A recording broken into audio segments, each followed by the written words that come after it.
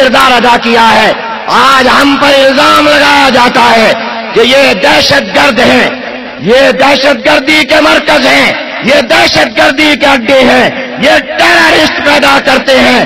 میں آپ سے کہتا ہوں کہ آج تک پاکستان میں ثبوت کے ساتھ ہمارے ملک کی حکومت ایک مدرسے کے خلاف دہشت گردی ثابت نہیں کر سکی.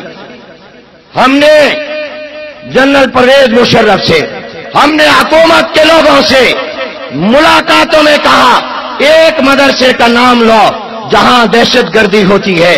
میں آج ذمہ داری سے آپ کو بتا رہا ہوں, ایک اعلیٰ سطحی میٹنگ اسلام آباد میں تھی, صدر وفاق دامت برکاتہم موجود ہیں, تصدیق کر رہے ہیں, ان کی موجودگی قیادت تھی حضرت مفتی محمد رفیع عثمانی صاحب, حضرت مولانا فضل الرحمان صاحب, مولانا انوار الحق صاحب موجود تھے. ایک حساس ادارے کے سربراہ سے گفتگو ہو رہی تھی. میں نے کہا آپ ہمیشہ کہتے ہیں کچھ مدرسے دہشت گردی میں ملوث ہیں, آپ ذرا ہمیں بتائیں کون سے مدرسے ہیں تاکہ ہم ان کو اپنی صفوں سے نکالیں اگر ان میں دہشت گردی ہے.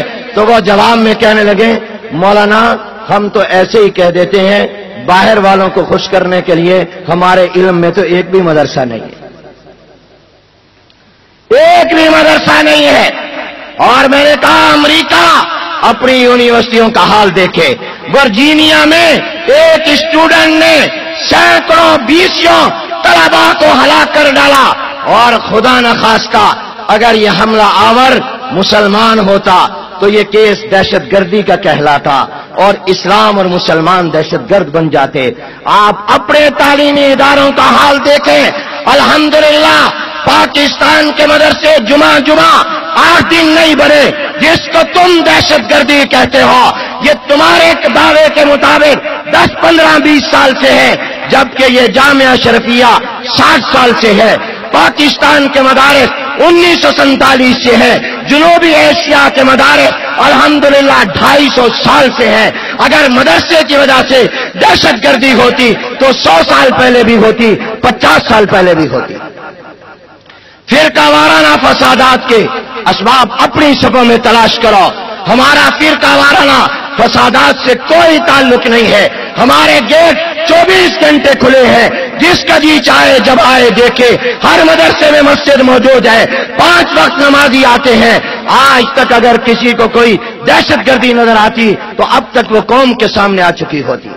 میں میڈیا کی موجودگی میں کہتا ہوں, ذمہ داری سے کہتا ہوں کہ پاکستان کا کوئی مدرسہ بھی دہشت گردی میں ملوث نہیں ہے. یہ عالمی دہشت گرد اپنی دہشت گردی کو چھپانے کے لیے ہم پر الزام لگاتے ہیں. پاکستان کا فرقہ واریت سے کوئی تعلق نہیں ہے. پاکستان کے مدارس اسلام کی تعلیم کا مرکز ہے, اور اسلام سلامتی کا دین ہے, یہ امن کا دین ہے, اور مدارس سلامتی اور امن دیتے ہیں. یہ جتنے علماء آئے ہوئے ہیں آپ ان سے پوچھیں, یہ محبت اور پیار جہاں بھی ہیں وہاں محبت اور پیار بانٹتے ہیں.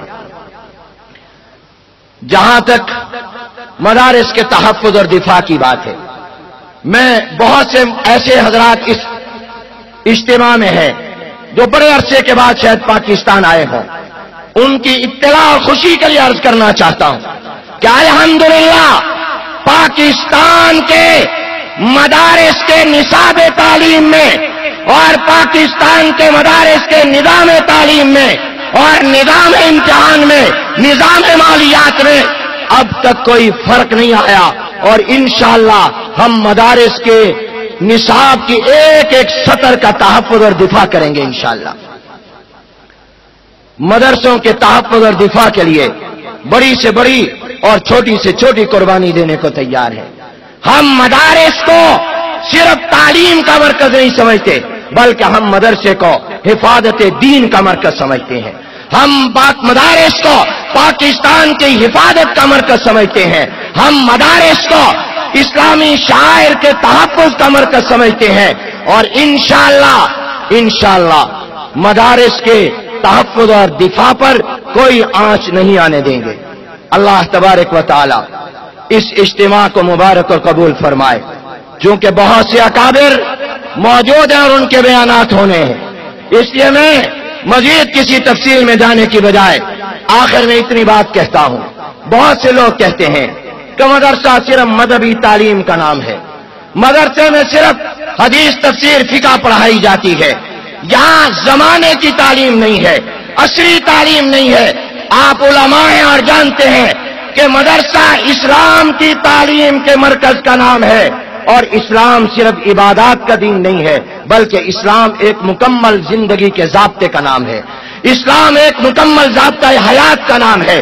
ہم اپنے مدرسوں میں عبادات بھی پڑھاتے ہیں، معاشیات بھی پڑھاتے ہیں، معاشرت بھی پڑھاتے ہیں، اخلاقیات بھی پڑھاتے ہیں، اسلام کا عدالتی نظام بھی پڑھاتے ہیں، حکومتی نظام بھی پڑھاتے ہیں، معاشی نظام بھی پڑھاتے ہیں، اقتصادی نظام بھی پڑھاتے ہیں۔ مدرسے کی تعلیم ایک جامع تعلیم ہے جو اس مذہب کی تعلیم دیتی ہے جو صرف مسجد کا نہیں ہے، بازار کا بھی ہے۔ اس مذہب کی تعلیم مدرسے میں ہے جو صرف مسجد کی تعلیم نہیں دیتا بلکہ پارلیمنٹ کی اور انتظامی اداروں کے بارے میں بھی رہنمائی دیتا ہے۔